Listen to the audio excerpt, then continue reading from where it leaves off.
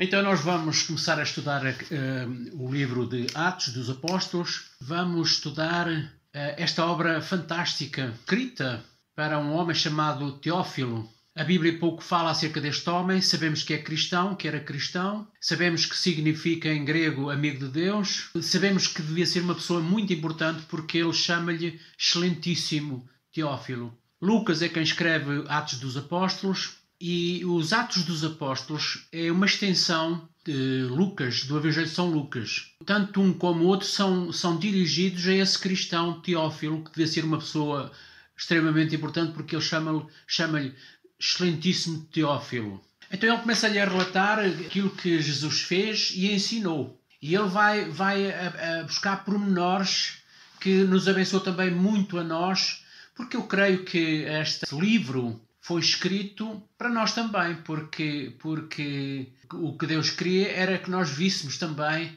os atos de Jesus na vida dos apóstolos, na vida da igreja. Então nós vamos ler Lucas 24, versículo 49 a 51, que diz assim: Eis que envio sobre vós a promessa do meu Pai, permanecei, pois, na cidade até que do alto sejais revestidos de poder. Então os levou para Betânia, e erguendo as mãos os abençoou. E aconteceu que, enquanto os abençoava, ia-se retirando deles, sendo elevado para o céu. Então eles, adorando, voltaram para Jerusalém tomados de grande júbilo, e estavam sempre no templo, louvando a Deus. Jesus mandou-os ir para o templo e disse a eles para não saírem do templo, ficarem lá até serem revestidos do Espírito Santo. Só assim eles poderiam ser testemunhas eficazes do nosso Senhor Jesus Cristo. Depois, lá no capítulo 1 de Atos, que é o que nós vamos estudar hoje, mas eu gostava de dar assim, fazer um esboço deste tratado que é escrito para o tal Teófilo. Versículo 1. Escrevi o primeiro livro ao Teófilo, relatando todas as coisas que Jesus começou a fazer e a ensinar, até ao dia em que, depois de haver dado mandamentos por intermédio do Espírito Santo aos apóstolos que escolhera, foi levado às alturas. Veja, ele está a escrever ao Teófilo, portanto, está a relatar as coisas que viu, e nós vamos acompanhar essa escrita e ser abençoados, porque nós vamos ver aqui segredos do cristianismo como nunca vimos antes.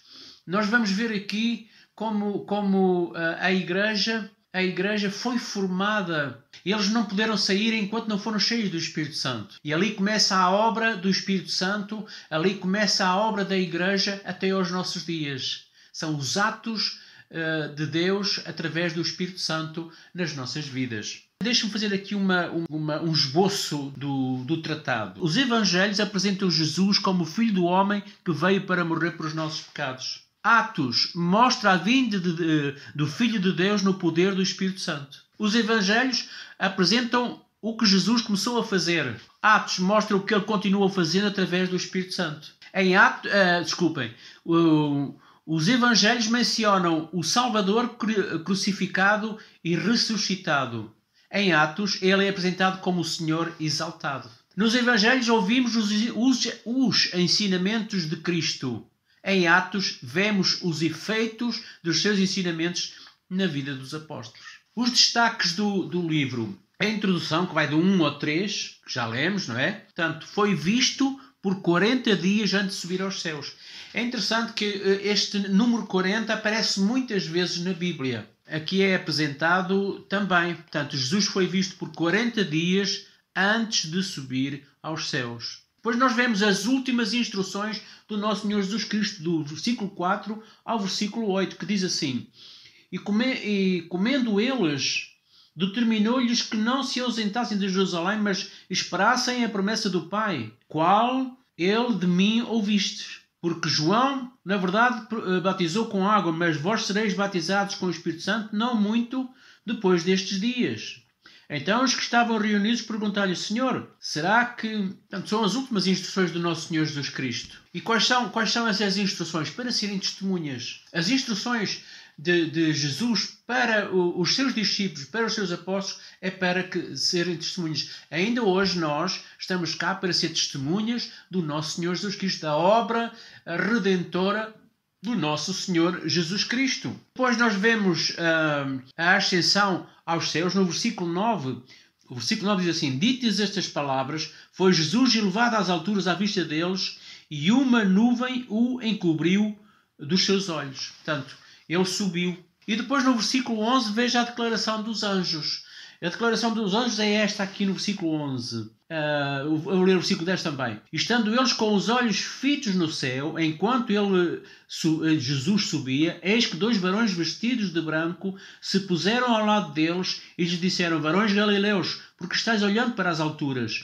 Esse Jesus que dentre vós foi assunto ao céu, virá do modo como o viste subir. Eles estão a dizer que Jesus vai voltar. É o que está aqui a dizer.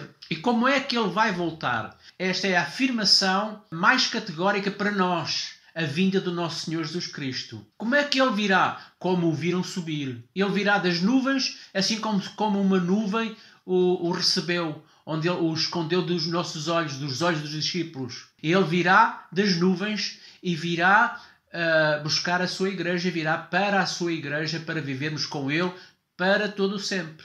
Portanto, está aqui a falar da vinda do nosso Senhor Jesus Cristo.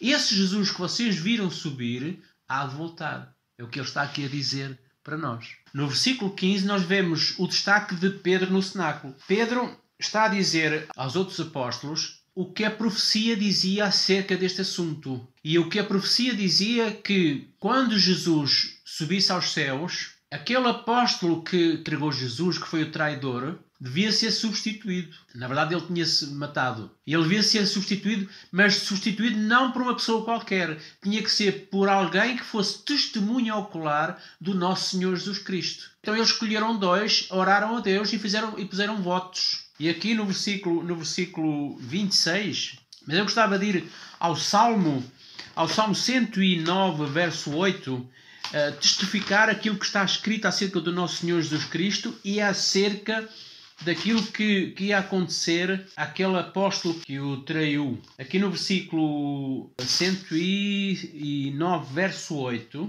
versículo 6, eu vou ler um bocadinho atrás, diz assim: suscita contra ele um ímpio, e à sua direita esteja um acusador. Quando o julgarem, seja condenado, e tida como pecado a sua oração.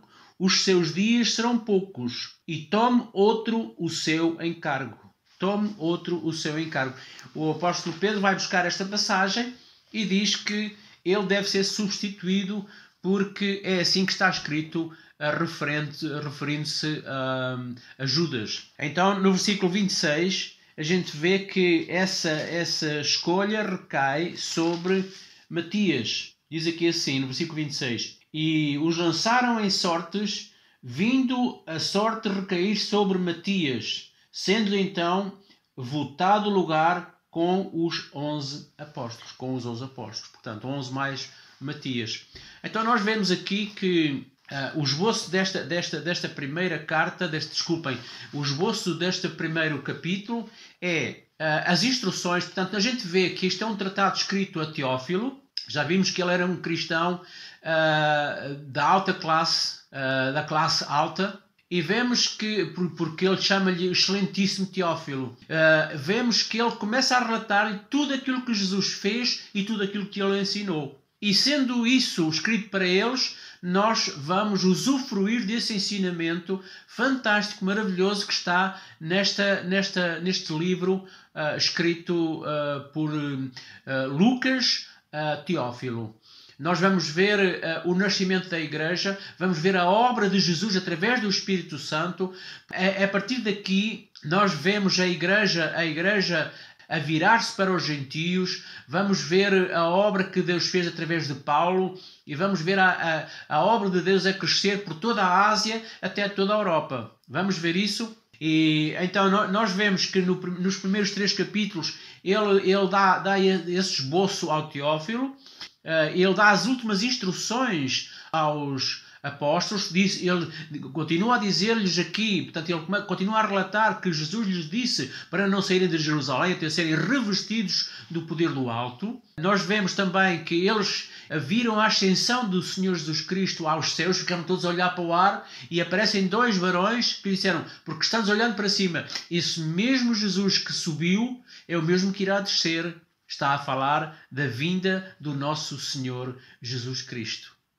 E depois, no versículo 11, portanto, os anjos dizem isso, Jesus vai voltar. No versículo 15, a gente vê que eles estão no cenáculo e Pedro se levanta e diz que a profecia relativa a este assunto diz que eles deviam ter os apóstolos, o número de apóstolos completo. E para completar, eles tinham que escolher uma pessoa, um novo apóstolo, que substituísse Judas. E tinha que ser alguém que fosse testemunha ocular do nosso Senhor Jesus Cristo. Então escolheram Matias.